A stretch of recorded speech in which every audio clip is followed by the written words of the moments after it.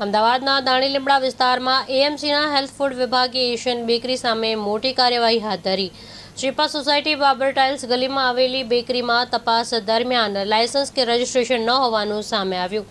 એટલું જ નહીં, બેકરીના જે પેકેટો છે તેના પર ખોટા લાયસન્સ નંબર દર્શાવવામાં આવ્યા હોવાની માહિતી પણ સામે આવી।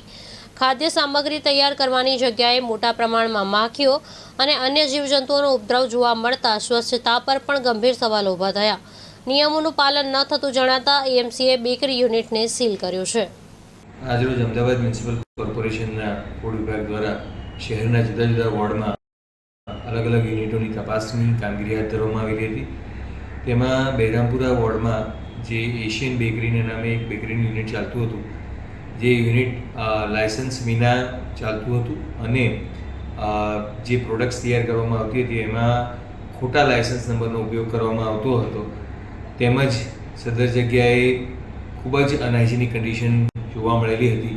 તેથી સદર યુનિટને આરોગ્યના કારણોસર આજરોજ સીલ કરવામાં આવ્યું છે।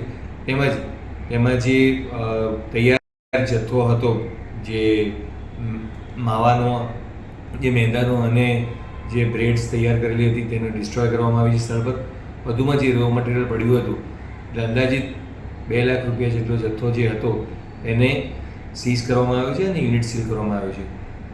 અમદાવાદ મ્યુનિસિપલ કોર્પોરેશન અને રાજ્ય સરકાર દ્વારા જે એનાલોગ પનીરનો ઉપયોગ પર પ્રતિબંધ કરવામાં આવ્યો છે તે અંતર્ગત ડ્રાઈવ સતત ચાલુ છે। તે અંતર્ગત જે અગાઉ સેમ્પલ લેવામાં આવેલા હતા તે પૈકી 3 યુનિટોમાં એનાલોગનો ઉપયોગ થતો હોવાનું જણાયેલ અને સેમ્પલના રિઝલ્ટ આવતા 3 યુનિટોને સીલ કરવામાં આવ્યા છે। વધુમાં અગાઉના દિવસોમાં હળદર પાવડરનો એક સેમ્પલ લેવામાં આવેલું હતું પશ્ચિમ વિસ્તારમાંથી, અને જે રિટેલર યુનિટમાંથી લેવામાં આવેલું હતું વટવા વોર્ડમાંથી। તેમાં જે હળદર પાવડર હતું તેમાં સ્ટાર્ચનું પ્રમાણ 92% જેટલું મળી આવતા અમદાવાદ ખાતેના જે રિપેકર યુનિટ છે તેની તપાસ કરવામાં આવેલી। કુબેરનગર ખાતે આવેલું હતું આ યુનિટ, તેને પણ સીલ કરવાની કાર્યવાહી આજરોજ કરવામાં આવી છે અને તેમાં 548 કિલો જથ્થો સીઝ કરવામાં